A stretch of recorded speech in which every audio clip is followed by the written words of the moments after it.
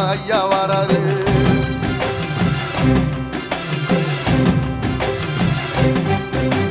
கர்ணன் கொடுத்தது என்ன, சீதக்காரி இறந்தது என்ன, ஐயா உசுறு வர அள்ளி அள்ளி தருவாரு.